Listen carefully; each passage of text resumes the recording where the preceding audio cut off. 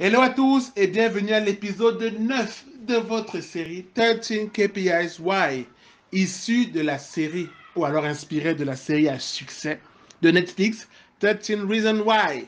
Alors cette série que j'ai créée, ça va vous permettre de mieux comprendre vos KPIs ou encore vos indicateurs clés de performance de votre activité sur les réseaux sociaux.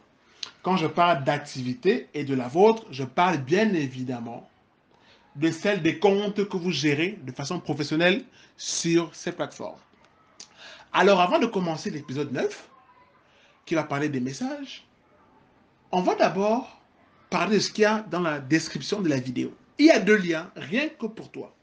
Le premier lien va aborder l'ensemble des articles que j'ai eu à traiter sur le community management au Cameroun et en Afrique, avec des données clés et chiffrées de ce métier au Cameroun et sur le continent africain. Donc je t'invite à aller lire après la vidéo un article pour te faire une meilleure idée du community management.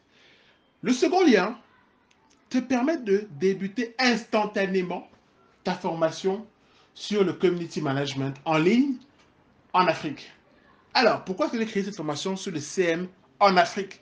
Parce qu'il faut savoir que notre environnement est différent des environnements européens et américains, et même asiatiques et sud-américains. On a des spécificités propres à nous qu'il faudrait connaître pour mieux construire sa communauté et mieux l'animer. Donc, vous avez 3 niveaux pour cette formation en ligne et vous pouvez commencer à n'importe quel moment juste en cliquant sur le lien dans la description. Alors, l'épisode 9, comme je vous l'ai dit, va parler des messages.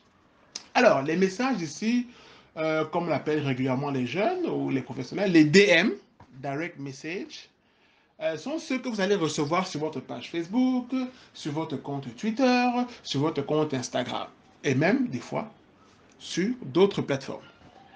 Alors, ici, lorsque vous avez un service après-vente ou un service commercial, calculez le nombre de messages que vous recevez sur une période donnée et là, comparé à une autre période, c'est important. Parce qu'il peut y avoir ce boom en termes de messages sur une période donnée. Il faut comprendre pourquoi il y a trop de messages. Généralement, dans les messages, vous allez voir les décortiquer et connaître les thématiques de ces messages. Est-ce que ce sont des plaintes?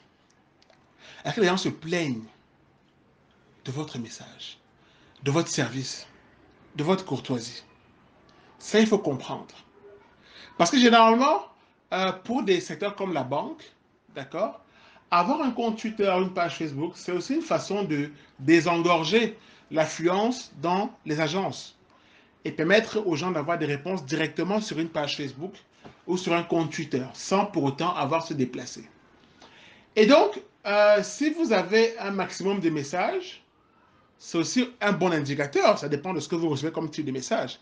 Mais si vous avez aussi trop de messages avec trop de plaintes, il faudrait savoir comment remonter ces plaintes-là au service correspondant à l'entreprise ou au produit.